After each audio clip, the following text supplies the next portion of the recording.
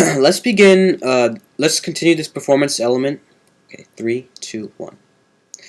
Let's continue this performance element by explaining how to write inquiries.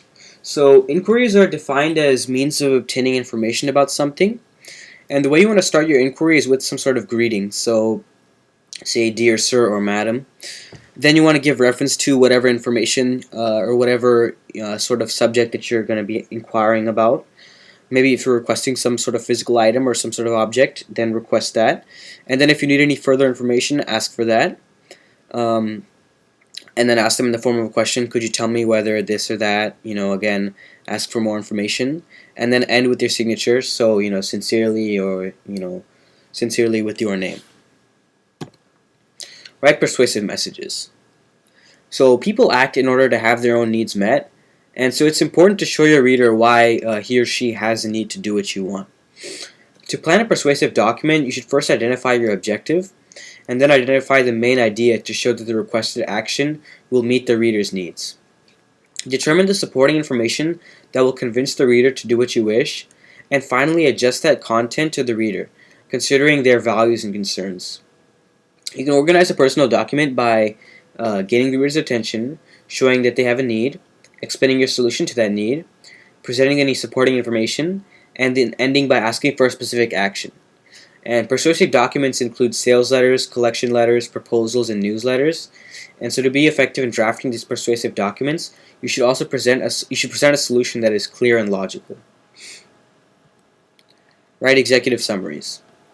An executive summary, also known as an abstract or synopsis, has the purpose of summarizing the key points of a report to a reader. And an executive summary is often used when a report is long or technical, so busy readers can get to the main points quickly without having to really read the entire report. And so the format of an executive summary kind of matches the format of the actual report. And if the report is written in a direct order, you should also write the executive summary in direct order. And executive summaries are usually one page. The formatting may not match the report that follows, and line spacing and headings may be different between the two. So it's usually not numbered in sequence with the body of the report. And for example, in DECA's competitive events, executive summaries don't have to be double-spaced like the actual reports do. Prepare simple written reports. So two types of simple written reports exist, formal and informal. Formal is generally long, analytical, and impersonal, containing preliminary and supplementary parts, while informal is shorter and written in a less formal style. These two generally have no preliminary or supplemental parts, informal generally have no preliminary or supplementary parts and are concerned with everyday topics. So both types of reports may be organized in direct order, like if the report is routine or you expect a favorable response from the reader, or indirect order when persuasion is necessary or if the subject matter is negative. And so the steps in planning either a formal or informal report is to first identify a problem, then 2, decide on the areas to investigate, then 3, determine the scope of the project or the report, 4, plan the research, 5, develop a preliminary outline, 6, collect the data, 7, analyze the data, draw conclusions, and make recommendations. So 3 parts of an informal report are the opening, body, and closing. The parts of a formal report are preliminary parts, body, and supplementary parts. Most formal reports follow specific formatting guidelines with respect to margins, spacing, and headings.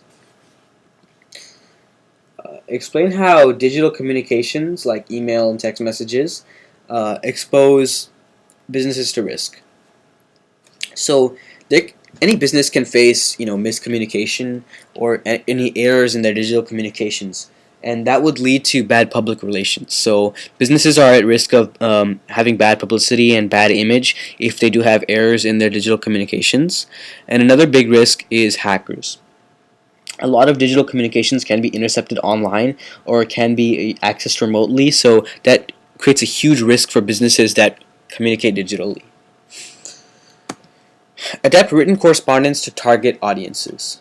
So once you've identified your target audience and thought about the best way to appeal to them in your writing, it's often helpful to make a very informal list of 4 main things.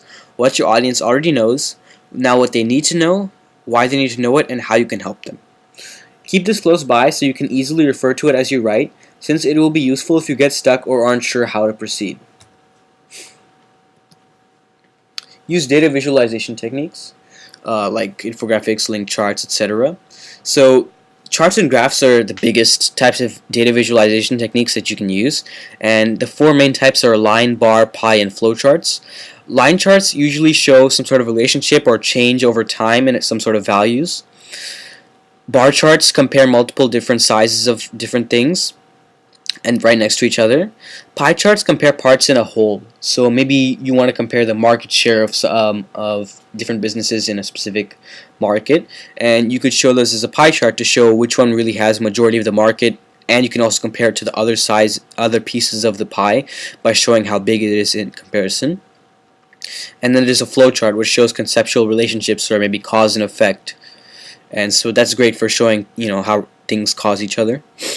And the whole point of data visualization techniques is to increase the understanding and appeal of information. So if information is just written as text, it becomes easier to understand when it can be visualized using these techniques, and it can become more appealing because data visualization is usually looks better than just plain text.